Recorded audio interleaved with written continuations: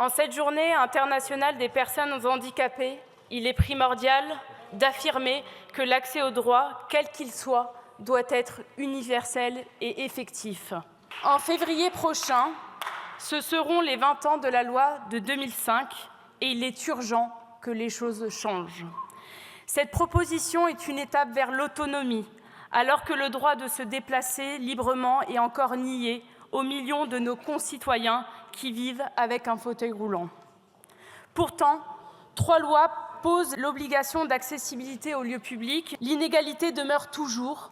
9 personnes sur 10 qui sont en situation de handicap éprouvent des difficultés dans leur déplacement quotidien. Ce qui se joue dans cette proposition de loi, c'est l'accès à une mobilité émancipée de toute contrainte économique. L'économie de marché ne doit pas être l'arbitre des droits fondamentaux.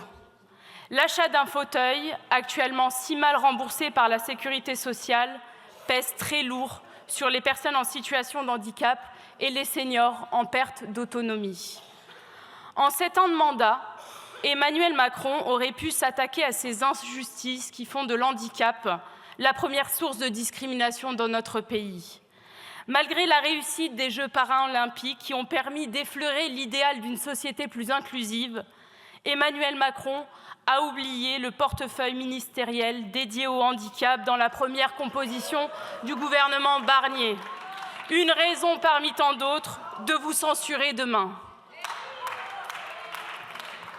Emmanuel Macron a oublié ces belles promesses formulées à l'occasion de la Conférence nationale du handicap en 2023. On attend toujours les 50 000 solutions, la baisse du niveau de chômage des personnes en situation de handicap et la garantie de l'accompagnement partout et pour tous. Alors il tente de sauver les meubles et de sauver la mise avec un projet de réforme annoncé en catastrophe sans avoir travaillé sérieusement à la mise en place de ce dossier.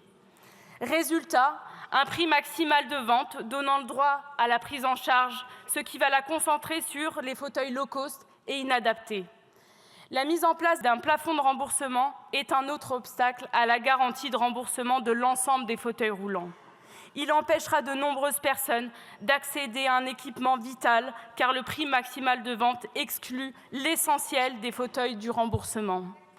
Enfin, la mise en place d'un observatoire des prix permettra de documenter et de lutter contre la pratique de tarification abusive, afin de faire coïncider les prix pratiqués par les commerçants et les distributeurs et les montants remboursés par la sécurité sociale et les coûts de fabrication.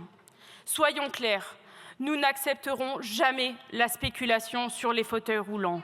Le gouvernement a formulé des propositions donc hors sol, comme si se procurer un fauteuil roulant adapté devrait être un luxe. Non, c'est un droit, Madame la Ministre. Alors que c'est la réponse à des besoins qui ne doivent pas être mis de côté au risque, et j'alerte, de créer ou d'accentuer des douleurs chez les personnes qui ont déjà beaucoup de difficultés. Madame la Ministre, vous avez parlé de la nomenclature. C'est une bonne chose. Elle n'a pas été revisitée depuis plus de 20 ans. Et on le sait, les besoins et les fauteuils évoluent rapidement. La proposition de révision régulière de la liste des produits remboursables par la sécurité sociale est indispensable pour garantir un fauteuil au plus proche des besoins. Ne ratons pas l'occasion d'être véritablement exigeants dans notre volonté de rendre accessible à toutes et tous l'achat d'un fauteuil adapté. Écoutons les mises en garde des associations, des personnes en situation de handicap et leurs familles, car nous ne sommes jamais trop exigeants lorsqu'il s'agit d'accès aux droits. Nous voterons donc, et avec enthousiasme, cette proposition de loi qui représente un progrès considérable pour 1 million de nos concitoyens quotidiennement victimes de ségrégation spatiale que nous ne devons plus tolérer. Je vous remercie.